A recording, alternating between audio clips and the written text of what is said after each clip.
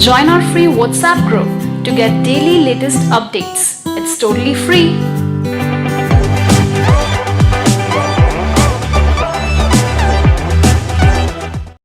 Part 1. You will hear a woman talking on the phone to a furniture company. First, you have some time to look at questions 1 to 5.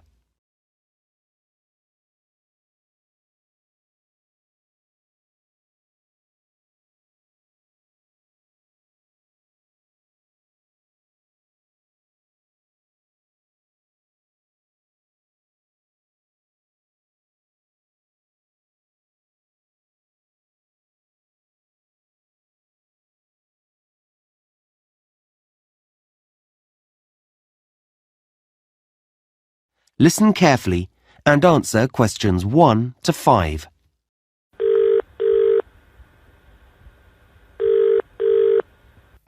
Good afternoon, KT Furniture. Can I help you? Oh, hello. Yes, I'm setting up a new office and I don't have internet access yet, but I'd like to place an order for some furniture. That's fine. You can do it over the phone and I can fill in the form for you this end. Oh, great. Thanks.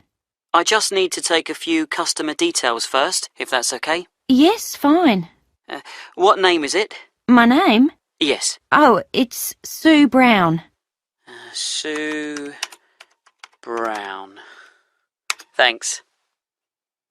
And what's the name of your company, Miss Brown? It's a clothing company. It's called Dress Your Best.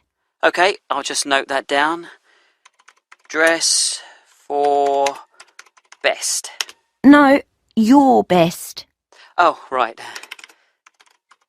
Got it. So you make smart clothes? Yes, formal dress for weddings and special occasions. We also repair and alter clothes. I see. And where are you located? What's your postal address? Right, well, we're on Kirby Trading Estate. Kirby. How do you spell that? It's Kirby. Oh, I know that area. It's New Hampton Road, isn't it? Yes, that's right. Number 210 in South Down. Okay. And can I have a contact number for our delivery man? Sure. It's probably best if I give you my mobile number. Okay. The number's 09356 788 545. Okay. 778. No, 788 545. Oh.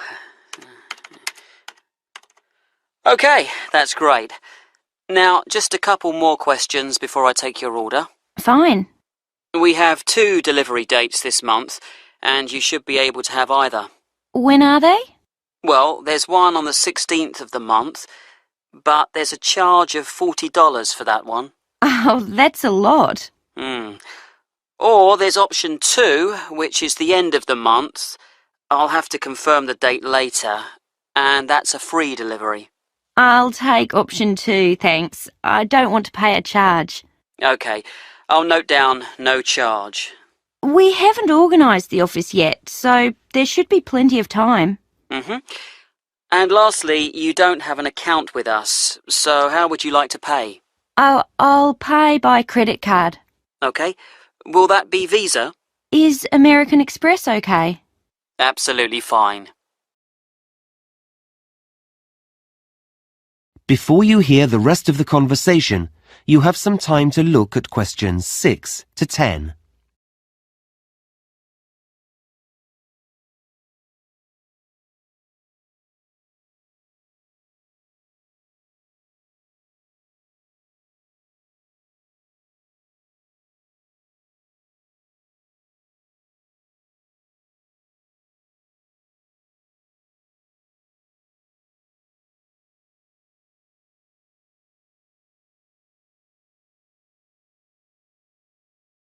Now listen and answer questions 6 to 10. So, what would you like to order? Well, I've been looking in your catalogue and you have some office chairs that look very comfortable for our type of work. Is there an item code? Yes, it's ASP 23. OK, those chairs come in pink, white and black. Yes, the pink looks nice, but I think the darker colour's better for us. You can see light materials on it more easily. That's true. We'll have 5 of those, I think. OK, I've got that. Anything else? Do you have any striped mats? I'm sorry, not at the moment. They're out of stock. We should have some in next month. Never mind. I'd also like 2 of your glass desks. Oh, they're lovely, aren't they? Yes. You seem to have 2 sizes? Basically, large or small. I think the code for the small ones is... I think we'll have the large ones. The code here is TG586. OK. So, that's 2 glass desks. Any lamps for those? No, we have to get special lamps for our work. Oh, I see. Do you have another supplier for those? Yes. We do need some furniture for our customers, though. OK, for a waiting area or something? Well, we have to discuss the work with them, so we need a nice sofa. Something soft and... I thought leather. Ah, yes, a good choice. There's a 3-seater here, DFD 44. That seems to be in red, cream or chocolate brown. Yes, it does come in yellow as well. Yellow? I'd thought of red, but that sounds lively. Yes, I'll have that colour. I think brown's a bit too dull and cream shows the dirt too much. Yeah, you're right. Anything else? A coffee table, perhaps? Yes, I think so. Maybe TX22, the silver one? A very good choice. Well, that's it, I think. OK, I'll just add that up for you, and then take your credit card details.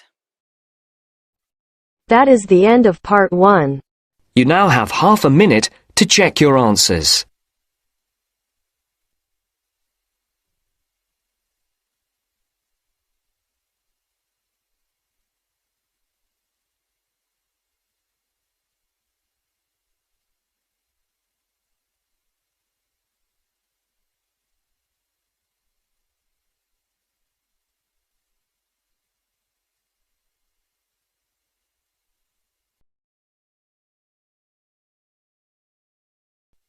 Now turns to part 2.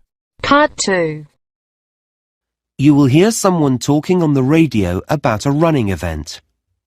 First, you have some time to look at questions 11 to 17.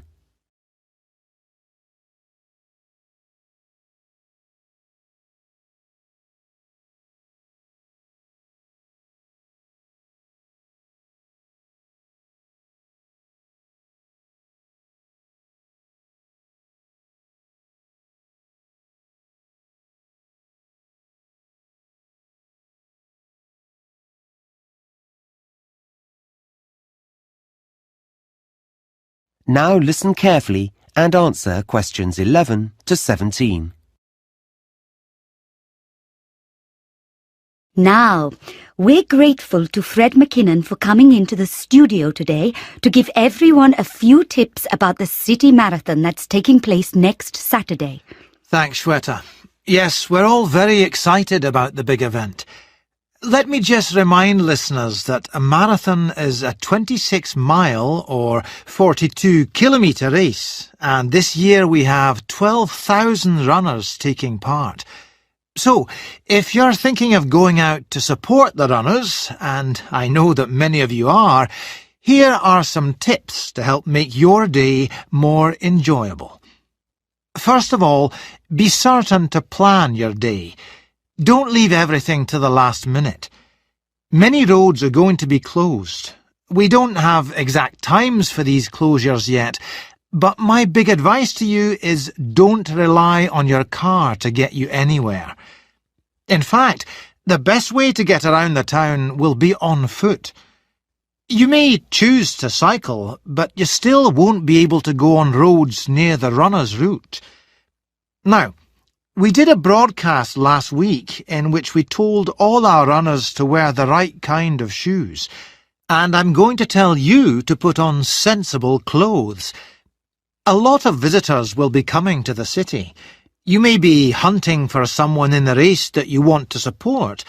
The weather may be hot or it may be wet, which leads me on to another thing. Make sure you look at the forecast on Friday night. If it's going to rain, take an umbrella. And if it's going to be hot, take some drinks. However, please don't try to pass these to the runners. We already have hundreds of volunteers who'll be standing on the roadside, so let them give out the drinks. When you get into the town, find yourself a spot to stand in. You may well want to walk up and down the route, but please don't cross the road. There could be thousands of people running towards you, some very tired and not able to focus clearly. We don't want any accidents, and runners don't want obstacles like you in their path. What they do need is your support, particularly when their energies are low, so cheer them on, and for once, don't worry about noise. The louder, the better. Lastly, if you have friends or relatives who are taking part in the run, please don't say that you'll see them at the finish line. If everyone does that, the whole area will be terribly congested and you won't be able to find anyone. Well, that's most of the advice, but I'd like... Before you hear the rest of the talk, you have some time to look at questions 18 to 20.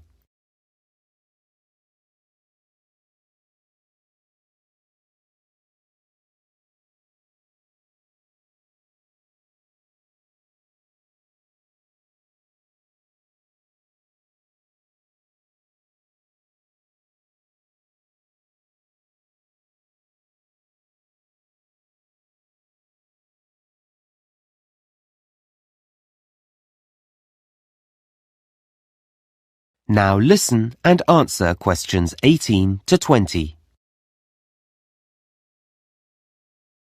Now, I mentioned transport earlier, and I've just got a few more bits of information about travel on the day. As I said before, roads in the town centre will be closed, but if you need to be picked up at your home, then you could take a taxi some of the way. Unlike the trams and trains, however, they'll be held up on the roads, so passengers shouldn't expect them to be as punctual as they normally are. Don't be put off by this, though. There'll be extra drivers working that day, and you'll get one eventually. If you're meeting up with friends and want to be around when the runners set off, that's 9 a.m. by the way, whatever end of the city you're coming from, I'd say use the trams. They still have routes that cross roads, and this will inevitably lead to some problems, but they're likely to have more reliable timetables than buses at this time of day. And, as you know, unlike taxis, they can carry plenty of passengers. Lastly, the buses. Quite a number of bus routes will be altered slightly, and it's already been decided that some will be closed. There won't be fewer drivers, but they will be operating on different routes, and some will have longer breaks than they normally do. We'll be including a full list of all the bus routes and numbers, and where they'll be going, in this week's local paper, so look out for that. Well, that's it from me. Back to you, Shweta. Thanks very much, Fred. That is the end of part 2. You now have half a minute to check your answers.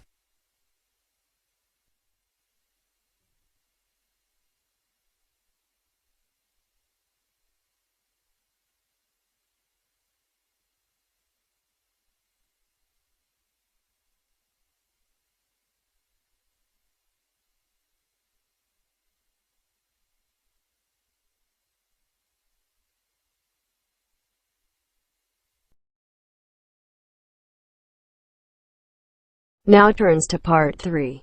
Part 3. You will hear a tutor and a student discussing a seminar. First, you have some time to look at questions 21 to 26.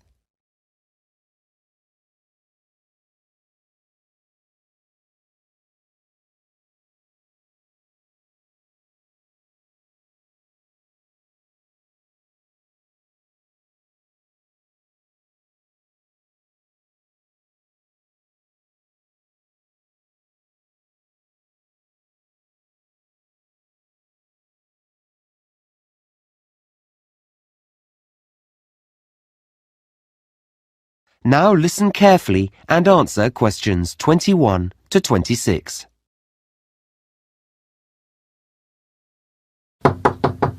Come in. Hi. Oh, hello, Ahmed. How are you?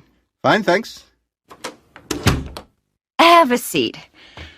So, how do you think the seminar went last week? Oh, well, I enjoyed it, yes, though I'm not sure I really followed parts of the discussion that took place. You know, about the theory and all that. Well, we can talk about that later. But were you comfortable in a group? Oh, it's better, I think, than working on your own, though you're comparing yourself all the time with the other students there. Okay. Well, let's talk about how you did and look at some strategies to help you in the future. That would be great. Now, one of the things that students often overlook when they go to seminars is that you do need to prepare for them. You can't rely on other people. I know, and I did look at the results of the experiments we did in class and write them up beforehand, as you said. Yes, and that was good. It made it easier to analyze them. But you have to do some background reading as well. Did you get the list of articles I sent round? I've started to read them. Okay, well, you'll know that for next time. Yes, sure.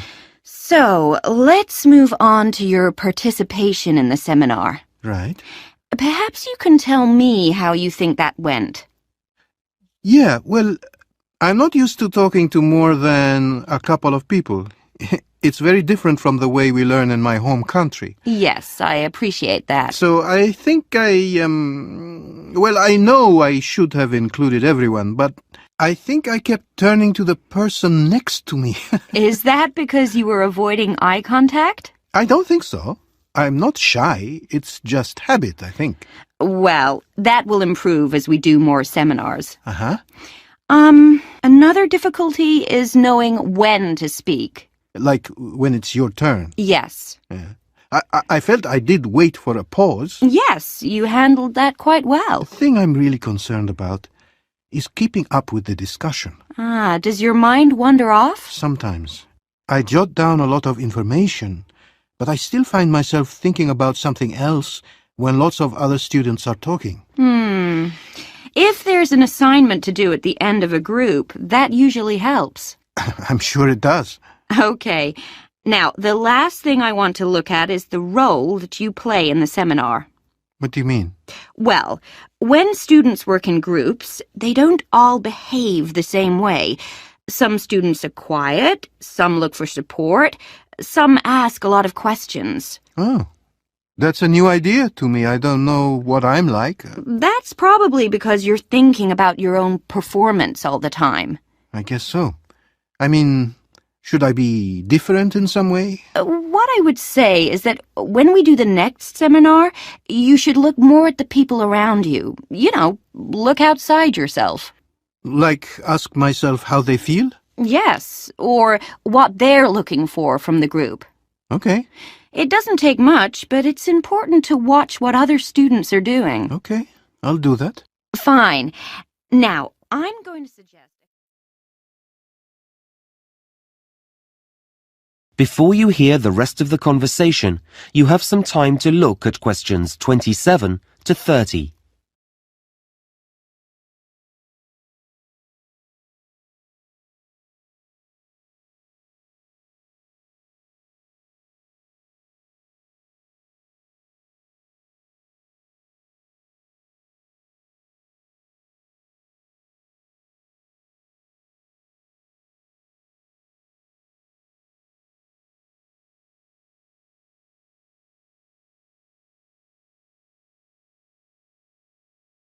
Now listen and answer questions 27 to 30. Now, I'm going to suggest a couple of strategies for next week's seminar. Okay. That's great. I need to participate more. Well, it's not a question of saying more, but we need everyone to feel comfortable about giving their views. Then the discussion is better. Yes. So, you're a confident person.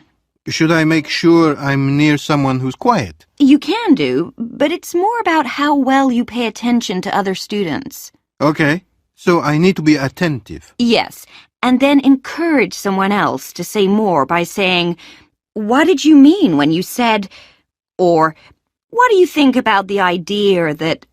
That way I'm talking. Yes, but you'll find that other people will talk too. You'll all start to get really involved. Right. They're good suggestions. The other thing that can really help is the way you take notes. Yeah, I know I write down everything, but I should be stricter with myself. Well, you actually need to think a few days ahead. Really? Yes. What's the topic, and what's the best way of making notes? I see. So I have a strategy when I walk in the room. Exactly. Then when you read through them later, they'll make sense, and you won't have to write them out again. I always have to do that. The other thing I would say is that you should include a small column in your notes where you can jot down things you want to go back to before the seminar ends. Like a reminder. Yes. Notes aren't just for later. You can use them as a prompt when there's a pause in the discussion. That's been really helpful. Okay. See you in class tomorrow. Thanks. That is the end of part 3. You now have half a minute to check your answers.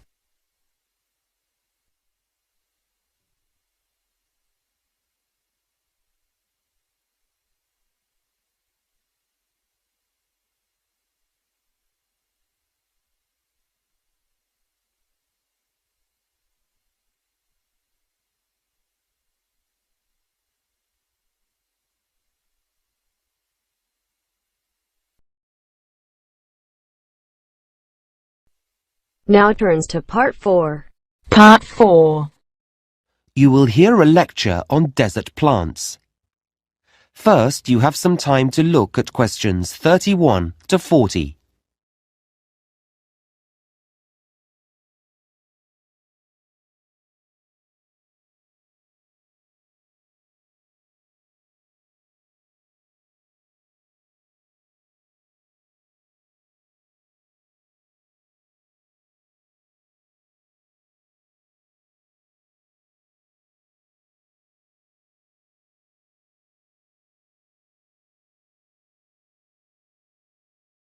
Now listen carefully and answer questions 31 to 40. In today's lecture, I'm going to continue our work on plants and talk about plants that live in the desert. Now, just a bit of background information first. As you know, about a third of the world is covered in desert, and the sort of area they're found in is important. Deserts are usually created because the area of land where they lie is located in something that's called a rain shadow. Now, this is a region that's beneath a mountain range, and what happens is that the wind blows over the mountains towards the area, but as it does so, the air loses its moisture and becomes very dry. Because of this downwind location, rainfall often totals just a few inches a year, or in some regions, there's absolutely none. And you can imagine the effect of this. It means that whatever rain does fall evaporates quickly from the ground, and that makes the soil salty, and also leaves behind a whole range of other minerals as well. Now, despite this, deserts are home to many living things. In fact, they're second only to tropical rainforests in the variety of plant and animal species that live there. So, how do plants grow in a place that's so dry? Well, they're specially adapted to do this. In fact, many of the fascinating features of desert plants are adaptations. These are traits that help the plant survive in its harsh environment.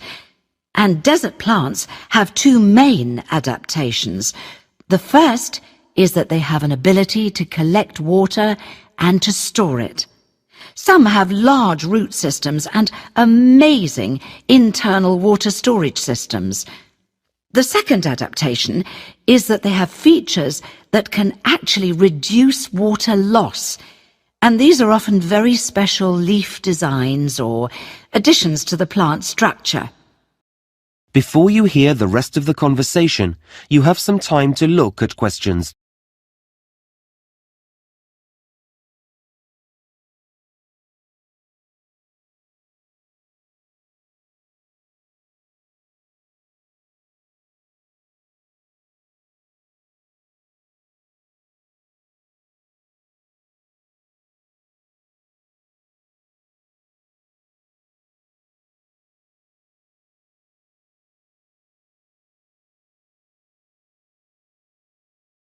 Now listen and answer questions. So, let's have a look at some examples. Desert plants often look very different from any other plants. Okay, this first one is the saguaro cactus, which grows in North America. It looks a bit like an open hand with long fingers.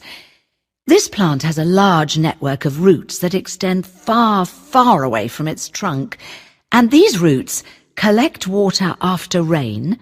Then the water's taken here to the green stem. This is where all its water is kept, and it keeps the whole plant alive until the next rain comes. It's a pretty, woody plant. In fact, its skeleton is actually used in building materials, so it's quite strong. This next plant is called the barrel cactus, named because it does look rather like a barrel. It can grow up to 1 meter in height, which is pretty big, and it has long yellow spines. Now, this plant has an interesting adaptation because its shape allows it to expand when it rains, hence the barrel, and store water in its spongy tissue. But then it shrinks in size during dry times as it uses the stored water, so that's a clever design. This third cactus, often just one plant reaching upwards, has these white hairs all over its surface. It's called the old man cactus because of the white hairs, and these help the plant reflect the hot desert sun. So this adaptation is a water conservation aid, if you like. Another adaptation, not directly connected with water, but with survival, is found on something like the prickly pear cactus. There are hundreds of these in the Mexican desert. I'm sure you've seen them on films and adverts. Yes, so because desert plants store water in their spongy tissue, animals will eat them. So the plant has sharp thorns, specially designed to prevent the predator from being able to, well, get near it at all. Our next plant is called the desert spoon. This plant has long leaves that fan out, and they're very succulent because they can also store water inside. However, they're also usually very tough, and this helps keep the water inside and also makes them less tasty. Finally, we come to the aloe plant. This is one that many people keep in their homes. It's an attractive plant which has leaves that look and feel rather waxy. This surface behaves in a similar way to a plastic wrapper and helps the plant to hold the water in. It's a wonder plant, this one. Its juice has been used as a medicine for centuries, and even today you can find it in products on the pharmacist's shelves or in creams and lotions. Okay, Well, we're going to take a closer look. That is the end of part 4. You now have half a minute to check your answers.